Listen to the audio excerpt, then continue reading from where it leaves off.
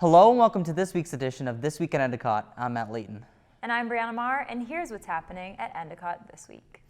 Wednesday at noon, there'll be an interfaith service with music by Constellation in the chapel. It is also Wellness Wednesday, and Women's Wellness will be in the LSB lobby at noon. At 5, there'll be an Intercultural Club members meeting in AC 105, followed by a Lighthouse meeting in the chapel at 7. And at 8, it's CAB's open mic night, and the spring concert artist will be revealed.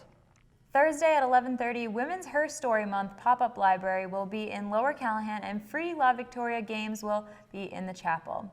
At 4, stop by the Digital Media Center in the Wax to see a live telecast in the Digital Media Center's open house.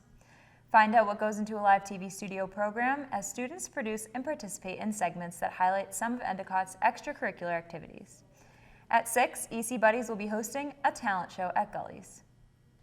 At 7:30, the Outdoor Adventure Club presents Movie Night in the LSB Auditorium. At 8, Late Night Loca presents Manchester by the Sea viewing party, and it's 21 plus night in Gully's starting at 9. Now let's take it to sports with Matt Pritchard. Hello and welcome to this week's edition of EC Sports. For EC TV, I'm Matt Pritchard. The men's ice hockey team's dream season came to an end in double overtime versus Trinity in the quarterfinals. Kevin Aldridge had a stellar performance between the pipes with 67 saves, but the Gulls' season finished up with a record of 24-4-2 in only their second season. The men's baseball team sits at 5-3 after spring break. Mike Caucus was named CCC Player of the Week after his performances down in Florida. The Gulls will be back in action at home Thursday versus Framingham State with a doubleheader versus Eastern Nazarene on Saturday and on Sunday versus Bates. The softball team sits at 4-6 after their Florida trip. Maggie Oram was named CCC Rookie of the Week after her performances over spring break. The team will be back in action for their doubleheader at home versus Curry on Saturday and will travel to Nichols for another doubleheader on Sunday. The men's lacrosse team is still in search of their first victory and will look to do so tonight against Amherst. CCC Specialist of the Week Tommy Hughes and the men will return home to host Roger Williams on Saturday as well. The women's lacrosse team sits at 3-2 after their spring break trip, and the ladies will travel to Bowdoin today before returning home to host Roger Williams on Saturday. Thomas Brent was named CCC Rookie of the Week as the men's tennis team sits at 5-4 on the season. Their next match will be Saturday as they travel to Western New England for a conference matchup. The men's volleyball team is undefeated in the conference as they sit at 11-9 overall. They'll be in action tonight as they host Elms before turning around for a road trip to Regis on Thursday. They will also be in action on Saturday as they have matches versus Newbury and Eastern Nazarene, with both matches being played at Newbury College. That's all for this week in EC Sports. For EC TV, I'm Matt Pritchard. Get out there and support your Gulls. Friday at 2, CAB will be making Shamrock Shakes in Lower Callahan. And then at 3, Landmark Senior Living Happy Hour will be taking place. Volunteer tasks involve setting up, serving food, engaging with residents, and cleanup. Sign up to volunteer in your Blue Buzz email. Northeast ARC Friday Night Happenings is taking place at 6:30 p.m. Sign up in your Blue Buzz email as well. At 7, the Athletic Training Club presents volleyball tournament. If you are interested, sign up in your Blue Buzz email. Proceeds will benefit Relay for Life. And at 8, Late Night Loca presents a Boston Bagel Bar. That sounds delicious. On Saturday at 9, CAB presents a pancake bar in Loca. Stop by. Next Tuesday is the student government elections. Make sure to check your emails to vote or stop by the SGA table outside of Callahan during breakfast, lunch, and dinner. Here are Riley and Lexi with Shake My Head News.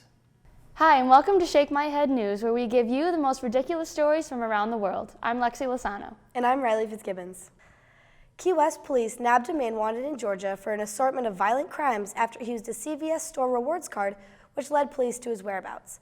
Cobb County Sheriff officials contacted Key West police, saying 37-year-old Jamal Seymour was possibly in Key West and was wanted on a number of counts.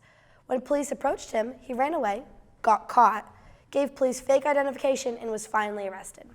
I hope that the coupons he earned at CVS were worth getting caught for. Should a chimpanzee be treated as a person with legal rights? That's what attorney Stephen Wise tried to convince a state appeals court in Manhattan on Thursday. Wise argued that 2 chimps named Tommy and Kiko should be freed from cages to live in an outdoor sanctuary. Wise has been trying unsuccessfully for years to get courts to grant the chimps habeas corpus in order to, he says, free them from unlawful imprisonment. He says that the apes, which didn't appear in court, deserve a better quality of life. If the court agrees, they would be sent to live with others of their species in one of 13 islands amid a lake in Fort Pierce, Florida. that compromised the Save a Chimp sanctuary. A 5-judge panel will issue the ruling in the coming days or weeks. 2 short women used big purses to pull off a huge heist last month.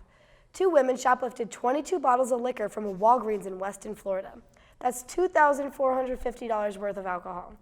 To break it down, there were 9 bottles of Ciroc, 3 bottles of Grey Goose, 4 bottles of Patron, and 6 bottles of Hennessy. One of the gutsy gals reportedly swiped a bottle from behind the counter while the clerk was busy with another customer. The women had put the liquor in their purses, and it seems like these crazy ladies would have had another crazy night if they didn't get caught. Ladies, the moment we've all been waiting for has come. Prosecco-flavored nail polish. Prosecco has soared in popularity in recent years, comfortably taking over cava as one of the reasonably priced champagne alternatives for choice of British drinkers. And now Prosecco lovers can enjoy the taste of their favorite drink in a nail polish. The unlikely sounding product is the work of Groupon, who say, "To help celebrate Mother's Day, we've created the first edible Prosecco-flavored nail polish, Prosecco Polish.